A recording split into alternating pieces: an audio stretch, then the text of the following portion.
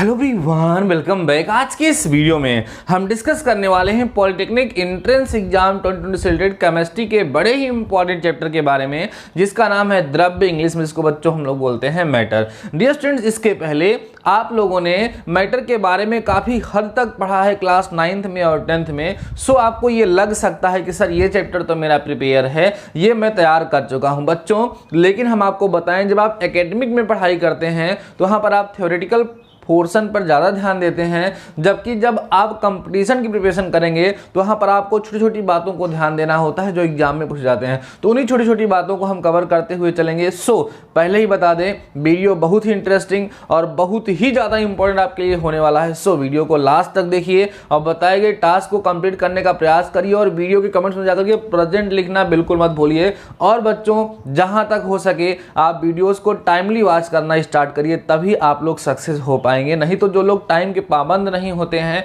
उसको मैंने देखा है कि वो बहुत कम सफल होते हैं। वैसे हम ये नहीं चाहेंगे हमारे बच्चे सफल हों, फिर भी बच्चों अगर आप टाइम से बाउंडेड होंगे, टाइमली वीडियो को वॉच करेंगे, टाइम टेबल के हिसाब से अपनी स्टडी मेंटेन करेंगे तो आप लोग सक्सेस जरूर हो जाएंगे। तो आइए बच्चों, हम अपना चैप्टर स्टार्ट करते हैं, जिसका नाम है बच्चों द्रव्य अर्थात मैटर।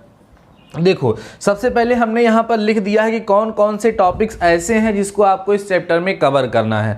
ये सारे चैप्टर्स जो हैं, ये सारे चैप्टर्स के ये सब जो टॉपिक्स हैं उनको हमें पहले पता हो जाना चाहिए कि इस चैप्टर में कौन कौन से टॉपिक्स हैं जो हमें कवर करना है। तो हमारा माइंड एक कंपैक्ट हो जाता है, उसी पर हम लोग डिस्कस करते हैं। बाकी आपको पता है कि केमिस्ट्री का सिलेबस, साइंस का सिलेबस बहुत ज़्यादा ब्रॉड है, जितना उसके अंदर घुसते चले जाएंगे हम घुसते चले जाएंगे। ठीक है, तो आप समझ लीजिए यहाँ पर जो टॉपिक्स कवर करने हैं बच्चों से, पहला टॉपिक है भार तथा द्रव्यमान, दूसरा है बच्चों ऊर्जा, तीसरा है द्रव्य की अवस्थाएं तथा अवस्था परिवर्तन, चौथा है द्रव्य का अणुगत सिद्धांत, पांचवा है द्रव्य का वर्गीकरण, छठवां है द्रव्य में होने वाले परिवर्तन। ये कुल मिला के 6 टॉपिक बच्चों आपको इस चैप्टर में पढ़ने हैं। इन 6 टॉपिक को पढ़ने के बाद आपके एग्जाम में 2 से 3 क्वेश्चन पूछे जा सकते हैं। सो आइए हम वीडियो को स्टार्ट करते हैं। सबसे पहले हम लोग जानते हैं बच्चों भार क्या होता है और द्रव्यमान क्या होता है, क्योंकि जब तक आप द्रव्यमान और भार को नहीं समझेंगे तब तक द्रव्य की अवधारणा को हम कैसे समझ पाएंगे। क्योंकि बच्चों आप लोग पढ़ते हैं कि द्रव्य वह है जो स्थान घेरता है और जिसमें भार होता है। तो जनरल सी बात है कि उसके पहले हमें भार की अवधारणा पता होनी चाहिए कि सर भार क्या होता है, द्रव्यमान क्या होता है। आइए हम लोग सबसे पहले डिस्कस करते हैं बच्चों द्रव्यमान क्या होता है और भार क्या होता है। साथ ही साथ हम इसमें ये भी डिस्कस करेंगे बच्चों कि द्रव्यमान में और भार में अंतर क्या होता है, difference between mass and weight. देखो बच्चों, द्रव्यमान क्या है?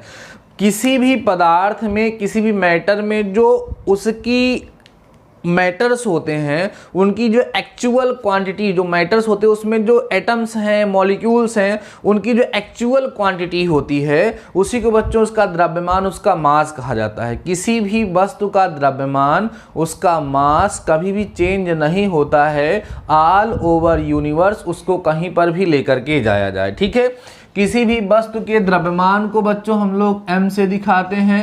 m फॉर मास होता है। इसकी यूनिट जो होगी बच्चों वो आपको पता है, SI यूनिट kg होती है और इसको ग्राम में ना, और बाकी छोटे छोटे यूनिट तो यूज किए जाते हैं और बड़े भी यूनिट किए जाते हैं, टन, क्विंटल, लेकिन सिंपली हम लोग कहाँ दिखाएंगे, इसको kg में दिखाएंगे। बातें समझ में आ गई आप लोगों को कि द्रव्यमान मीन्स मास क्या होता है। ठीक है, अब बात करते हैं बच्चों भार की।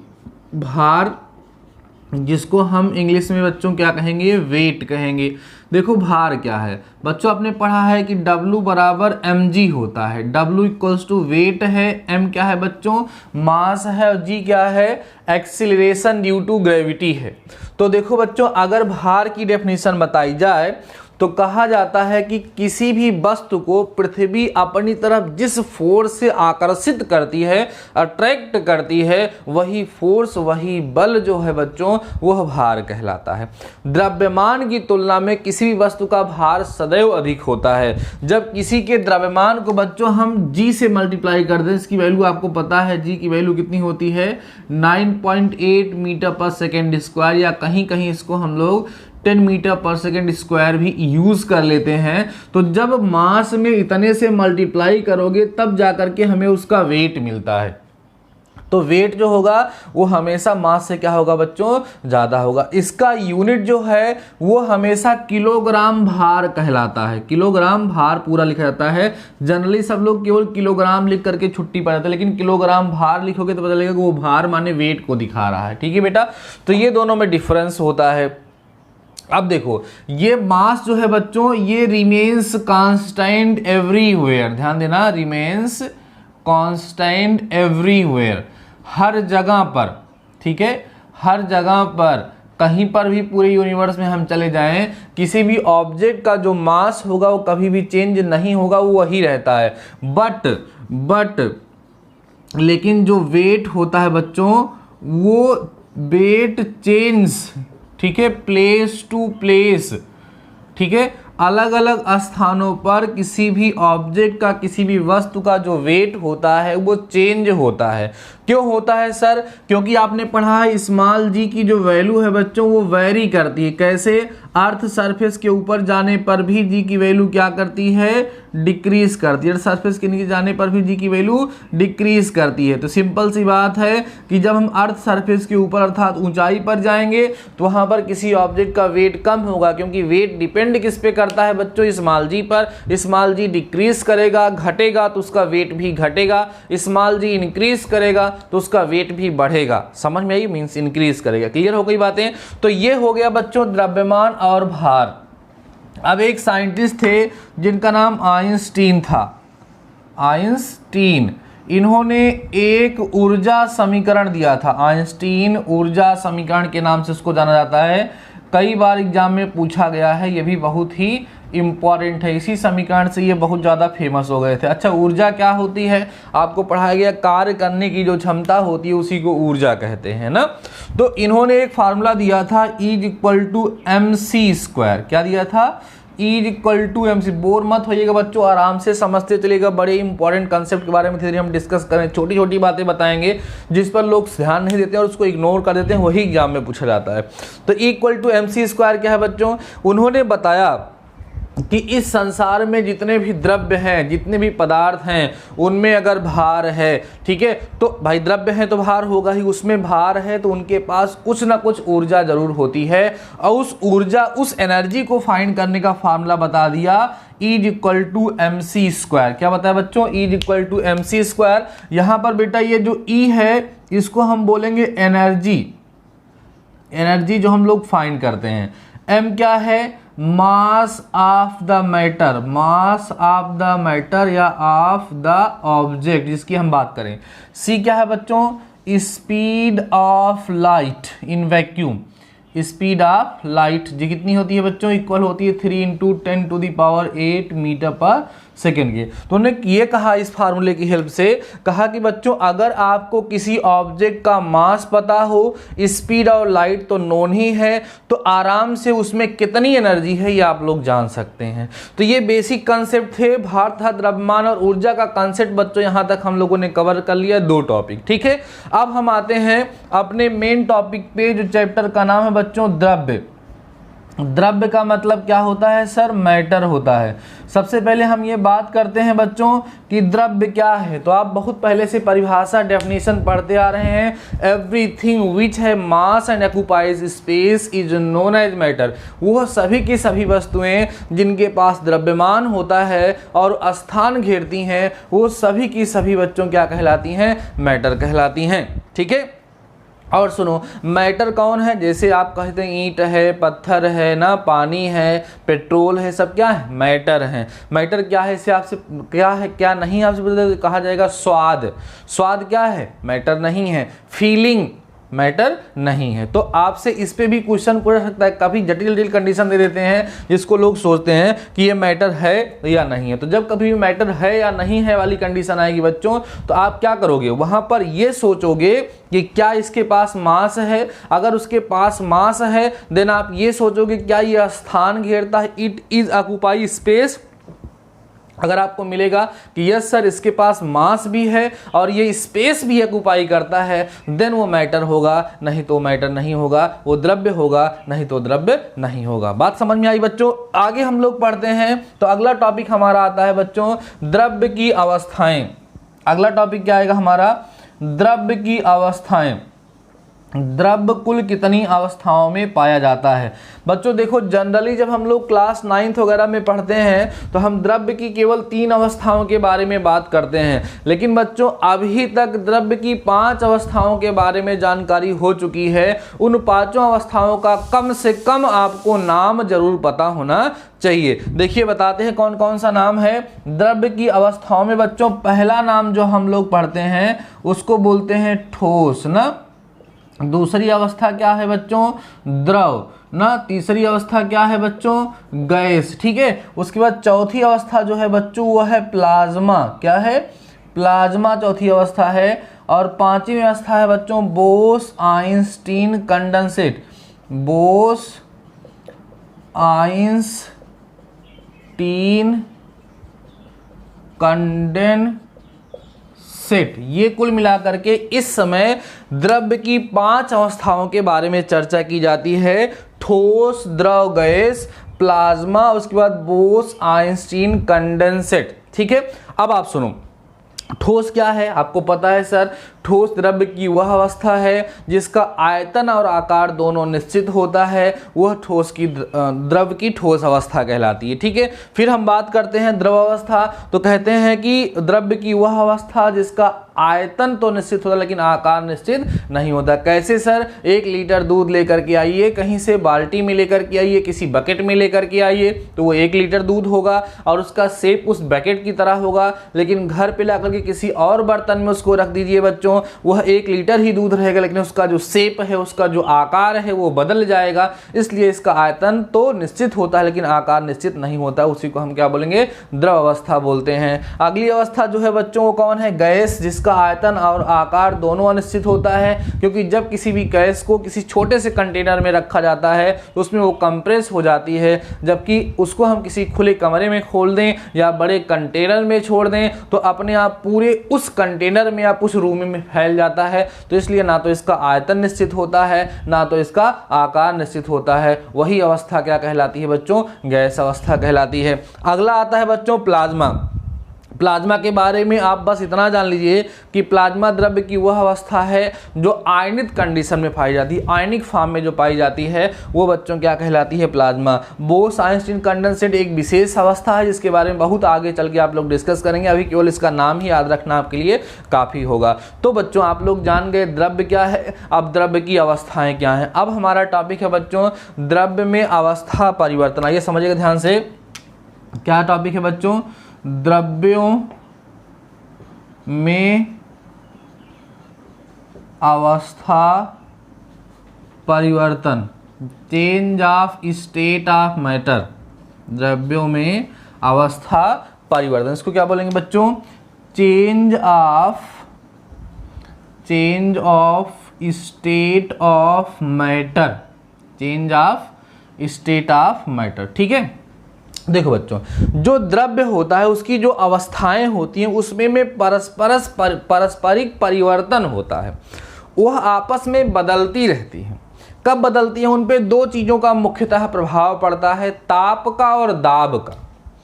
जब किसी वस्तु के ताप को बढ़ाते हैं तो उसके जो मॉलिक्यूल्स होते हैं उनके बीच में लगने वाला अट्रैक्शन फोर्स कमज़ोर होता है तो वो दूर दूर भागने लगते हैं, जिसके कारण वो ठोस से द्रव में बदल सकता है और द्रव गैस में बदल सकता है। तो इन ताप और दाब के प्रभाव से जो पदार्थ अर्थात द्रव्य की अवस्थाओं में परिवर्तन होता है उनको अलग अलग नाम दिया गया है। तो सबसे पहला नाम जो हम आपको बताएंगे बच्चों वो है गलन। क्या है, गलन, जिसको इंग्लिश में बच्चों आप लोग बोलोगे मेल्टिंग, ठीक है, मेल्टिंग।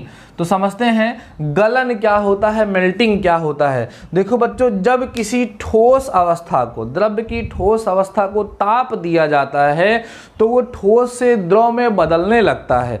ठोस से द्रव में बदलने की प्रक्रिया को बच्चों गलन कहा जाता है। सिंपल सा बोल सकते हैं किसी द्रव्य की ठोस अवस्था से द्रव अवस्था में बदलने की प्रक्रिया गलन कहलाती है, और जिस ताप पर यह प्रक्रिया संपन्न होती है उसे बच्चों उसका गलनांक कहते हैं। उस ठोस का क्या कहते हैं, गलनांक कहते हैं। अलग अलग ठोस का गलनांक अलग अलग होता है। सबसे इंपॉर्टेंट बात है कि अगर किसी भी पदार्थ में, ठोस में अशुद्धियां मिला दी जाएं, क्या मिल जाए, अशुद्धियाँ मिला दी जाए बच्चों, तो उसका गलनांक जो होगा, गलनांक कम होगा, गलनांक कम हो जाएगा, अर्थात वो कम ताप पर, अर्थात वो बच्चों क्या, कम ताप पर ही वो क्या हो जाएगा, पिघल जाएगा। ठीक है, बातें समझ में आ रही है, बहुत इंपॉर्टेंट है। अशुद्धियों की उपस्थिति पर किसी ठोस का गलनांक कम हो जाता है। ठीक है, अगला टॉपिक देखिए, अगला है बच्चों क्वथन, क्वथन या जिसको आप फ्रीजिंग कह सकते हैं। ठीक है, फ्रीजिंग क्या होता है, इसका उल्टा है बच्चों, जब वह द्रव से कहाँ बदलेगा, द्रव से कहाँ बदलेगा बच्चों, ठोस में बदलेगा ताप को कम करने पर, तो वह क्या कहलाएगा बच्चों, क्वथन कहलाएगा। क्या कहलाएगा, फ्रीजिंग कहलाएगा। ठीक है, और जिस ताप पर यह प्रक्रिया संपन्न होती है बच्चों, उसे हम क्या कहते हैं, क्वथनांक कहते हैं। ठीक है, क्या बोलेंगे, क्वथनांक बोलेंगे। यहाँ पर भी अशुद्धियों को मिलाने पर क्वथनांक कम हो जाता है। ठीक है बच्चों, अगला टॉपिक जो है हमारा वो बच्चों क्या है, देखिए अगला टॉपिक है बच्चों हमारा बॉयलिंग, बॉयलिंग या जिसको आप कह सकते हैं उबलना। ठीक है, जब कोई भी द्रव, जब किसी भी द्रव को हम लोग गर्म करते हैं तो वो बॉयल करना स्टार्ट कर देता है, और बॉयल करने के बाद जो है बच्चों वो क्या होता है, जो है वो लिक्विड से गैस में चेंज होने लगता है। इस प्रोसेस को बॉयलिंग कहा जाता है। जिस टेम्परेचर पे होगा वो इसका बॉयलिंग पॉइंट कहलाता है। ठीक है, बातें समझ में आ रही हैं। अच्छा, इसका यूज हमारी डेली लाइफ में बहुत ज़्यादा है। जैसे आप देखते होंगे कि कुकर में दाल जल्दी पक जाती है। क्यों? क्योंकि कुकर जो होता है बच्चों वो पूरी तरीके से कंपैक्ट होता है। जब उसको हीट बाहर से दी जाती है तो उसमें जो लिक्विड होता है उसका टेम्परेचर, मीन्स जो वाटर डाले रहते हैं उसमें, उसका टेम्परेचर बढ़ता है और उसमें जो मतलब भाप निकलने लगती है, वाष्पन जिसको कहा जाता है। ठीक है, वाष्प जो निकलने लगती है वो बाहर निकल नहीं पाती, धीरे धीरे कुकर के अंदर का टेम्परेचर काफ़ी ज़्यादा होने लगता है और उस टेम्परेचर के कारण उसमें उपस्थित जो दाल होती है आसानी से गल जाती है। ठीक है बच्चों, अशुद्धि की उपस्थिति में बॉइलिंग पॉइंट बढ़ जाता है, इस चीज़ को आप लोग ध्यान रखिएगा। ठीक है, अगला टॉपिक बच्चों जो है वो बॉइलिंग के बाद है हमारा वाष्पोत्सर्जन, जिसको आप बोलोगे इवापोरेशन, वाष्पोत्सर्जन, जिसका नाम है बच्चों इवापोरेशन। ध्यान सुनिएगा, दोनों एक ही चीज़ें हैं। वाष्पोत्सर्जन माने इवापोरेशन और बॉइलिंग में काफ़ी कम डिफरेंस है। देखो बेटा, वाष्पोत्सर्जन, देखो यहाँ जो बॉइलिंग है इसमें भी लिक्विड गैस में चेंज होता है, वाष्पोत्सर्जन अर्थात इवापोरेशन में भी लिक्विड गैस में चेंज होता है। दोनों में डिफरेंस क्या है बच्चों, जो बॉइलिंग होता है उसमें पहले लिक्विड उबलता है, बॉयल करता है, देन गैस में चेंज होता है, तो उसको हम बॉइलिंग कहेंगे। और इवापोरेशन में लिक्विड बिना उबले, बिलो इट्स बॉइलिंग पॉइंट, अपने बॉइलिंग पॉइंट के नीचे जब ये गैस में कन्वर्ट होता है बच्चों, तो उसको हम वाष्पोत्सर्जन कहते हैं। वाष्पोत्सर्जन की प्रक्रिया से ही हमारे कपड़े सूखते हैं। वाष्पोत्सर्जन की प्रक्रिया के कारण ही कि जब हम स्वेट किए रहते हैं, हमारे पसीना हुआ रहता है, हम फैन के नीचे आकर के जब खड़े होते हैं बच्चों तो हमें ठंडे का एहसास होता है। डीजल या पेट्रोल अपनी हथेली पर गिरा दिया जाए, थोड़ी देर बाद ठंडा लगता है। या गर्मी के मौसम में लोग अपने घर के बाहर पानी का छिड़काव करते हैं, पे सोते हैं। या पहले लोग घड़े में या सुराही में पानी रखा करते थे, वो सब के सब बच्चों वाष्पोत्सर्जन के कारण ही वो ठंडा होता था। एक बहुत ही सिंपल सा टॉपिक आप लोगों ने क्लास 9 में पढ़ा रहा होगा, वाष्पोत्सर्जन माने इवापोरेशन काज्ड कूलिंग, इवापोरेशन के कारण ठंडे का एहसास होता है। जैसे कूलर है वो भी वाष्पोत्सर्जन की प्रक्रिया पर ही काम करता है, कपड़े सूख जाते हैं वाष्पोत्सर्जन की प्रक्रिया पर ही काम करता है। ले जाकर के छत पर हम कोई भी पॉट रख दें, उसमें बर्तन में पानी रख दें, कुछ दिन बाद या धूप होती है शाम तक सारा पानी निकल जाता है, उड़ जाता है, वो क्या है वाष्पोत्सर्जन है। लेकिन बच्चों जब वाष्पोत्सर्जन है तो आपने कभी नहीं देखा होगा कि छत पे पानी रखे हैं वो उबल रहा है तब उस जो है इवापोरेट हो रहा है, ऐसा नहीं है। वो गर्म होगा और इवापोरेशन की प्रक्रिया धीरे धीरे चलती रहेगी। तो जब बिना उबले वो लिक्विड से गैस में चेंज होगा तो उसको वाष्पोत्सर्जन अर्थात हम लोग इवापोरेशन बोलेंगे। और उबल करके जब चेंज होगा बच्चों उसको हम लोग क्या बोलेंगे, बॉइलिंग बोलेंगे। एक छोटा सा चेंजिंग और बचा है बच्चों, उसको बोलते हैं ऊर्ध्वपातन। क्या बोलते हैं, ऊर्ध्वपातन। ऊर्ध्वपातन क्या है बच्चों, ऊर्ध्वपातन एक ऐसी प्रक्रिया है जिसमें जो ठोस जो है बिना गैस में, ठोस जो है बिना द्रव में बदले बच्चों डायरेक्ट गैस में बदल जाता है। इस प्रक्रिया को ऊर्ध्वपातन कहा जाता है। ठीक है, जब द्रव्य की ठोस अवस्था बिना द्रव में बदले डायरेक्ट गैस में बदलती है तो इस प्रक्रिया को बच्चों हम क्या कहते हैं, ऊर्ध्वपातन कहते हैं। इसका एग्जाम्पल है कपूर, ठीक है, कपूर, और दूसरा बच्चों नौसादर, कॉम्फर एंड अमोनियम क्लोराइड जिसका फार्मूला होगा NH4Cl। ये दो ऐसे एग्जाम्पल हैं, जैसे कपूर को आप कभी जला करके देखेंगे तो कपूर में से लिक्विड नहीं निकलेगा, डायरेक्ट वो ठोस से गैस में बदल जाता है। वैसे ही नौसादर मीन्स अमोनियम क्लोराइड भी है, जब उसको गर्म किया जाता है बच्चों तो सॉलिड से डायरेक्टली वो गैस से बदल जाता है, इसलिए इसको भी हम लोग क्या बोलते हैं, ऊर्ध्वपातज बोलते हैं। ऊर्ध्वपातन का एक एग्जाम्पल एक ऐसा सब्सटेंस है जो ऊर्ध्वपातन की प्रक्रिया को प्रूफ करता है, उसको दिखाता है, उसका एक एजेंट है। बात समझ में आई बच्चों? तो अभी तक हम लोगों ने क्या क्या डिस्कस कर लिया इस चैप्टर में बच्चों। भार तथा द्रव्यमान क्या है, ऊर्जा क्या है, द्रव्य की अवस्था तथा अवस्था परिवर्तन क्या है। अभी हमारे पास 3 टॉपिक बच रहे हैं बच्चों, द्रव्य का आण्विक सिद्धांत, द्रव्य का वर्गीकरण, द्रव्य में होने वाले परिवर्तन। तो ये सारे के सारे टॉपिक बड़े ही इंपॉर्टेंट हैं, बट बच्चों आज के इस वीडियो में बस यहीं तक हम आपके सामने डिस्कस करने वाले हैं। और बच्चों इस वीडियो के लास्ट में हम आपसे ये जानना चाहेंगे कि आप लोग नोट्स बना रहे हैं या नहीं बना रहे हैं। जिस तरीके से मैं आपको पढ़ाता हूँ तो वह आपको देखो, कई सारे बच्चों की ये हैबिट होती है कि केवल मोबाइल लेकर के लेटे रहते हैं और वीडियो को देखते हैं, उसका वो फ़ायदा नहीं ले पाते हैं। बच्चों आपका टाइम मैंने फिक्स कर दिया है 9 AM पर आप कहीं भी रहिए, प्रिपेयर होइए, मोबाइल को सामने रखिए, आपके हाथ में पेन और कॉपी होनी चाहिए, जो भी इंपॉर्टेंट बताएं उसकी नोट्स बनाइए, बाद में उसको रिवाइज करिए, स्ट्रीम ऐप को फॉलो कर लिए, तभी आप लोग सक्सेस हो पाएंगे बच्चों। और देखो मैं आप लोगों के लिए फ्री में कितनी सारी मेहनत कर रहा हूं, क्योंकि हम ये लास्ट में सुनना चाहते हैं, आपके कमेंट हम देखना चाहते हैं कि सर मेरा सिलेक्शन हो गया, सर मुझे गवर्नमेंट कॉलेज मिल गया। तो सर अगर आप लोग ऐसा बोलेंगे तो बहुत अच्छा लगेगा। तो पढ़ते रहिए बच्चों, बहुत ही अच्छी बात होगी और आप सक्सेस जरूर हो जाएंगे। तो ठीक है बच्चों, आज के इस वीडियो में बस इतना ही। शानदार रहिए, मस्त रहिए और पढ़ते रहिए। मिलते हैं नेक्स्ट वीडियो के साथ, तब तक अपना ख्याल रखिए।